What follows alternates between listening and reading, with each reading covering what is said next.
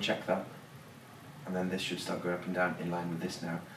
So just click onto a different camera and go back to audio, and that should still be on. So preview to program just for a second, so that should go into there. Now click audio again, and it should still be on that camera, which it is. Yep, so go back to your black screen now.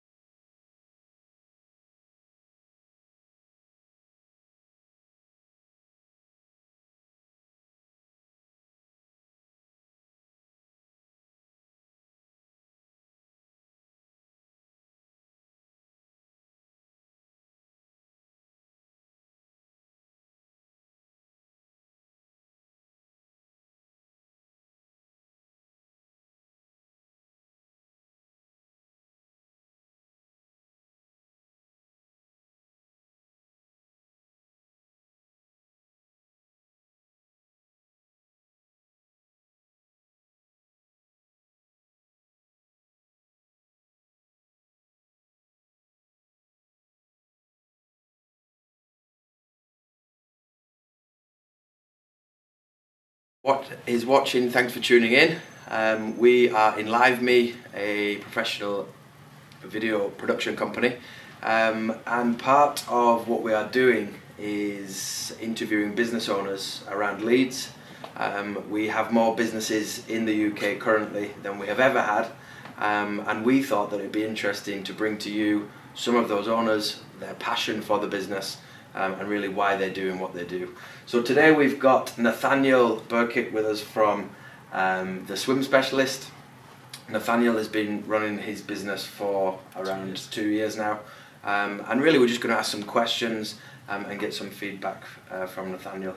So bit of background about me before we start going live. The reason why I wanted to partake in this is because we are you're on this one, sorry. Socially active now, so we're constantly trying to get our social media presence out there on YouTube, Facebook, Instagram and everything else, because that's the way modern technology is going. So what better way to start live streaming what exactly we do, how we do it. But we'll start off telling you a little bit about myself and a little bit more about how I started, where we are now and where we're going in the future. Now, we did have some technical difficulties, so apologies that we're not live at 6 o'clock as we advertised. We're an hour and a half late, so do apologise, but we've ironed out the technical faults now. So, okay, so the first question that I've got here for you, Nathaniel, we've got 10 questions, so we'll just go through them. Who are you and what do you do in your business? I think that's a good question to start with. So, my name's Nathaniel, I'm the Swim Specialist. What I currently do is I currently teach, I manage the staff, the teachers, and I also develop the business. So tell you a little bit more about it. How I see the role when you start up a business, you find that you actually end up wearing about 28 different hats, and my 3 main hats are being a teacher, so that's when I'm in the pool teaching the children how to swim, that's when I've got my teacher's hat on. Then the next hat is the manager, so managing the teachers. We've got 10 teachers currently working weekly for us, so as you can imagine it's quite a handful managing the teachers as well, and then also just developing the business, because we are a startup.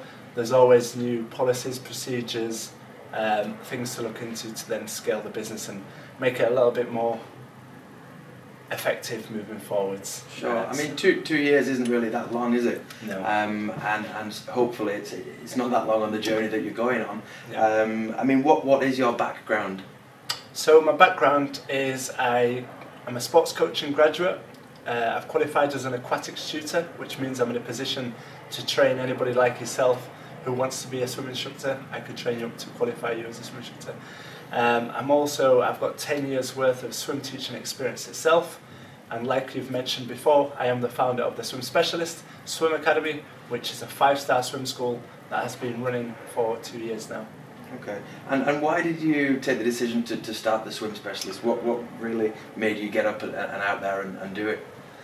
So the backstory is I was working in Mallorca, which is a holiday village. It accommodates 1,800 guests. There's 6 outdoor pools and 1 indoor pool. And the first year I was there, it was my job to run a swim academy within that facility. Yeah. So it was a case of making sure we run a business essentially. So everything from your policies, your normal operating procedures, your EAPs, to actually the lesson planning, to getting the customers, taking payments, delivering the lessons, and then doing all the accounts afterwards. So I did that initially for the first year. The second year I went back to Mallorca.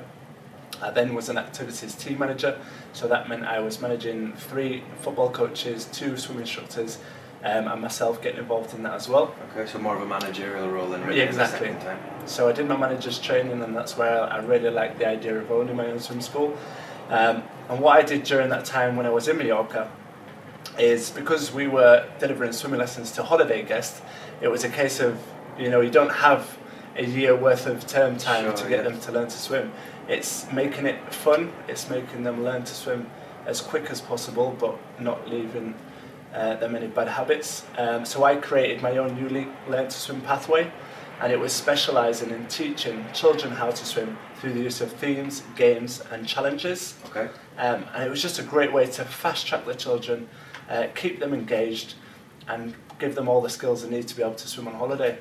Yeah, I mean, there's the old saying, isn't there, never work with animals and children. Obviously you're working with children, so keeping them engaged, I mean, surely that is a fantastic thing and a selling point ultimately for your swim school, that by teaching kids through play, it does keep them engaged and keeps that interest there. Is that, have you found that? Is that 100%, and that's what makes us different, and that's why I wanted to step away from Mallorca. I then became a self-employed swim instructor back in the UK, and I decided I wanted to make this a service, a product, and actually I was going out to people's homes that have their own pools, fortunately. Wow. And I was delivering lessons at people's homes, which was great, and then eventually I ended up finding pool space, and then that's when we scaled the business and started employing teachers. And then moved on from there, really. Okay. I mean, one of the questions that I was going to ask you, and I think we've covered this already, Nathaniel, what makes the Swim Specialist so special in the way that it teaches? Yeah. So like I mentioned before, we specialise in teaching people how to swim through the use of themes, games and challenges. So to make it a little bit more exciting, Ollie, what I'd like you to do is, and for those at home, I want you to imagine you are typically 6 years old. You're going to the swimming pool for your first swimming lesson. Okay. So I want you to imagine what that feels like. I'm big for a 6-year-old. This is where we've got to engage in the imagination and get creative. So imagine, the teacher's twice the size. Water in itself is quite, as a child, fearful. Yep, children will naturally be fearful. Yeah. So what are your thoughts going into the swimming lesson? Yeah, you'd be scared, wouldn't you? Anxious, new people, especially a new adult as well. That can be daunting for kids, can't it? So yeah, I'd probably be nervous and definitely not really know what to expect. Yeah, so for me it was a case of, I want to eradicate those barriers straight away, and that's when I loved the idea of actually changing the environment by tapping into the child's imagination. Okay. So let's do that with you. Yeah. You're 6 years old, you're coming down to the pool for your first lesson. Yeah. My question to you is, what is it that you are engaged with at the moment? What do you like to play with? What do you like to watch on TV? What is it that you're interested in? I think I like cars, I like dinosaurs, that kind of stuff good. At 6 years old. Perfect. And this it happened last week actually. I was teaching a child and he wouldn't get into the pool because he has another teacher normally. And I said to him straight away, what do you like? And he said Mario Karts. So I think we'll run with the theme of cars and Mario Karts. Okay. So what we then do is we theme the environment. So we're going to transform the water into the racetrack. Yes. You are going to be a Mario Kart or the driver of a car. Which car would you like? I don't know if I can remember them. The turtle, the little turtle, what's it called? I don't know the turtle. There's a dinosaur called Yoshi. That's the one. There we go. For those at home, I'm sure you all can remember Yoshi, and some of you might still be playing Mario Kart to this day. So you can be Yoshi. Yeah. I'll be another character. Who would you like me to be? Mario. Mario with the mustache. minus the beard. So I will then give you some equipment similar to this. Yes. I can pretend that's Yoshi's go-kart. You can pretend that these are the wheels. And we can pretend that the pool side itself is going to be like the pit stop. Okay. And that's where you need to go if you need to rest or you need to be safe. Yeah. What we do from there is we just like theme loads of different games and challenges that are in relation to the cars. Okay. So here's a little example actually of the traffic light game. So as you can see, the red light means stop, the green light means go, and it's just pretending you're that Mario Kart travelling through the racetrack. And how do you see the kids engaging in that? I mean, you've taught swimming for a long time. Yeah. Do they engage? Is it quite clear in their engagement whilst playing the games rather than the traditional method of teaching? Yeah, I mean, I always see delivering, whether it's swimming or any other sports, if you can make it through guided discovery or make it child-led, then you're going to get a lot more back out of it. Yeah. You know, typically the stereotypical lessons, it's, you know, do this, do that, swim from A to B, and that's pretty much it. Yeah. Whereas that's quite dictating, isn't it? It's the teacher dictating to the child, being told what to do, and it's supposed to be a fun, relaxed environment. Yeah, exactly. Isn't it? So that's very autocratic. What we do is flip it on its head. Yeah. Very democratic. We give ownership to the child, and they kind of tap into their imagination and take ownership of their own learning and their swim journey. Yeah, that's brilliant. So yeah, like you just see on that video there, there's smiles on the faces. Yeah. They're always coming up with new ideas and new games to play themselves, so that takes the pressure off as a teacher. And it just means that as a child it's less daunting and they're more susceptible to overcoming their own barriers and hurdles. Mm-hmm. And that's why I love doing what I do. Oh, that's cool.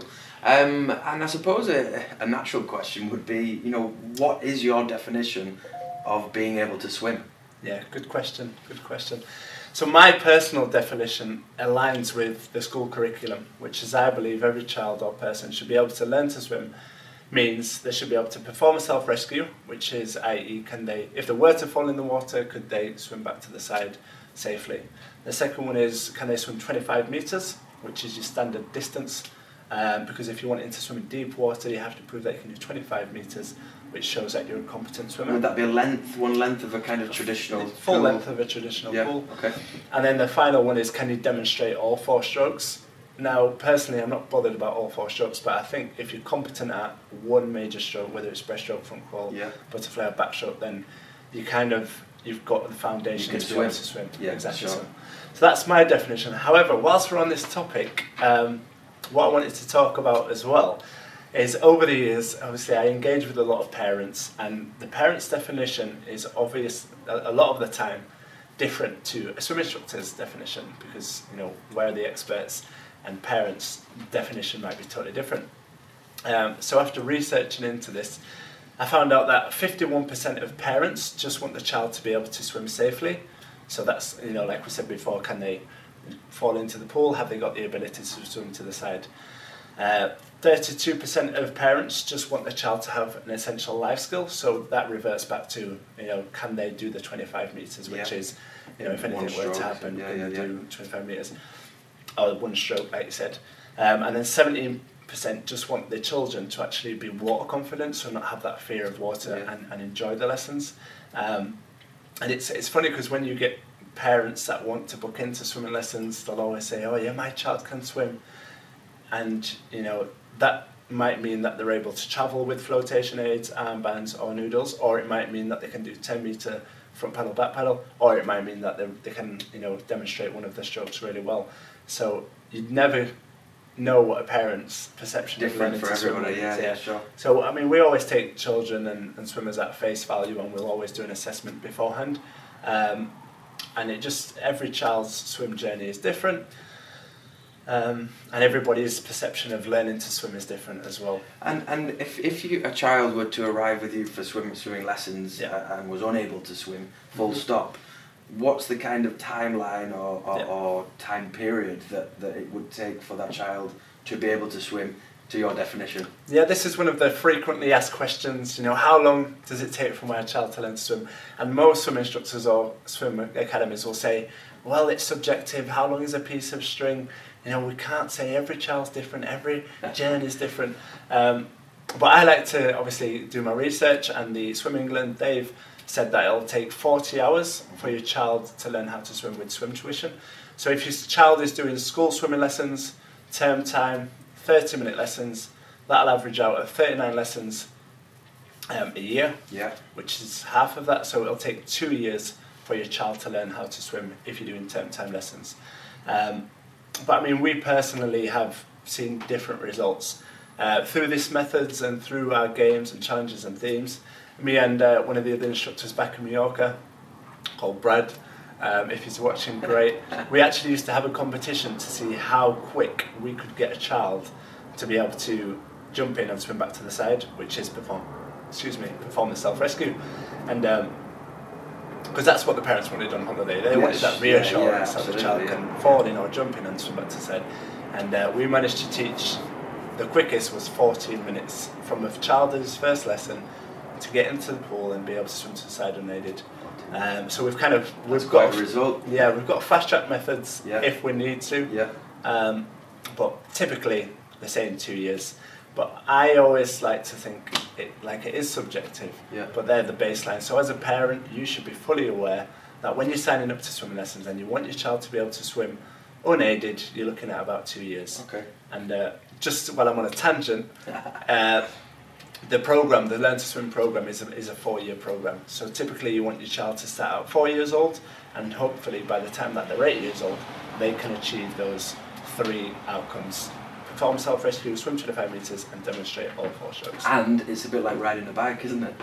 Once you can swim, you can always swim. So yeah, it's a good investment really for parents to make into their children, isn't it? You mentioned about learning to swim. It's International Learn to Swim Week this week, as you've mentioned. Do you have any advice or tips for parents that are wanting to help their children to be able to swim?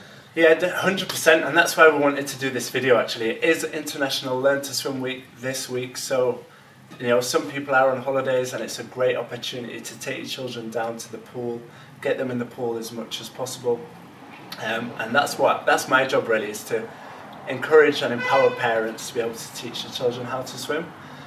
Just to give you some stats out there, which I think are quite shocking, is 1/4 of adults are unable to swim 25 metres. Wow. A third of children, that's a lot of adults. It is. A third of children will leave primary school unable to swim 25 metres. And then you've got 1 in 10 parents that are saying they only take their children swimming when they're on holiday. But yet there is a pool within 2-mile radius of where everybody lives. So I just want to encourage parents themselves to take your children down to the local pool. And we are actually doing some online material now to kind of give a resource to parents to be able to practice different games, themes and challenges. Yeah, that was one of my other questions that I just thought of. If parents find themselves being in that 25% and they can't swim but they have children, what's the best way for them to get the children to swim? This is what I always say actually, it's a good point. A lot of parents will be apprehensive about getting in the water because stereotypically if they're unsure or they can't swim, they're going to be scared and fearful. But as long as you make sure you're in a supervised pool that has a lifeguard and you maintain a depth where you can stand up, then you could partake in some of the themes, games and challenges that your child does and actually do it as a family sport and a family activity. Yeah, so people are struggling for things to do on a weekend. You get the old I'm bored. That's a good thing to do, isn't it? Take your kids down to the pool, get in the water, get wet, and play some of these themes, games and challenges that are on your YouTube channel. Okay, cool. So just before we move on actually, Ollie, we did actually do a pilot because I am in the process of creating the parent swim guide. We tried it out 6 months ago, probably longer than that to be honest, but we actually had a group of parents in our swim school come down to the local pool and we just got them to use one of our videos and practice with their children in the pool. And we've got some pictures of those actually that you should be able to see on the screen. And what happened was, it was magnificent. There was, kids playing with the parents, which they wouldn't normally do. There were smiles on their faces. They were actually overcoming challenges, hurdles and barriers. And off the back of that, children have actually learned how to swim unaided. And grown in confidence, I would imagine. Exactly, too. and kind of bring the families together. Yeah. Get them off their iPads. Yeah. I've got one thing. So that was kind of one of my successes. Actually, I felt that was something I really needed to work on, and that's something I wish to continue and I will do. But at the moment, my time is devoted to getting the swim school kind of in a position where it needs to be. We haven't talked about vision. I know that when we were having the chat beforehand, we talked about your vision, and you are very passionate about your vision. So should we just touch on that? Yeah, definitely. I think the vision changes all the time, but when it comes down to my why and what is my core belief, it's I want all children, adults, learning how to swim through the use of themes, games and challenges. And that's kind of what my philosophy is, and that's kind of what I want to promote out to everyone. So in an ideal world, what I envisage is that parents are teaching the children how to swim through the use of my games, videos and everything else. I want teachers to be more creative and innovative in the way that they teach. And I also, what I've noticed as well is children are actually teaching themselves how to swim because of the likes of YouTube, social media, all this video content. You know, you only have to type in on Google how to learn front crawl, and there's a video out there how to do it. Yeah. On that note, we actually did a front crawl video. It's got over 50,000 views, and we've had several children, more than adults, actually say that they've actually taught themselves how to swim. One of the girls is now a competitive swimmer, and they're some of the success stories that we've seen. So you should be able to see that comment as well on the YouTube channel, so if you want to check that out. Yeah, and I think just to finish, I mean, everyone loves a good success story, and we did just touch on that. But any parents that are out there watching this video that would like their children to swim, maybe they'd like some swim lessons, maybe they want more content, video content, where can they find that stuff, and how do they get in touch with you? So you can find me personally on theswimspecialist.com. Like I said, we're trying to produce weekly YouTube videos now, which is great. There's also, like I said, we've got in-house academy lessons. We've got 5 venues across Yorkshire, based in Harrogate, we're based in Wakefield, we're based in Dridlington, and we're also based in Brighouse. So there's lots of lessons if you want to get your child subscribed to some lessons. It's not just my swim school, I'm not just advocating my swim school. Yeah, sure. You know, you're more than welcome to go find one that's locally to you. The point is, we want all children to learn to swim. So whether that's through the use of me or through the use of somebody else, the end goal and the mission is still the same. Social media tags, you've got Instagram, like I said, you've got Facebook. So yeah, I think some of those should be on the screen now as well. Yeah, so for anyone watching. Brilliant. So last thing, actually, some of my successes. Yes. That's what you was asking. That's where we were getting to. Everybody That's where you loves was a going. success story. Success stories. So to date, I've estimated that I've taught over 10,000 people how to swim.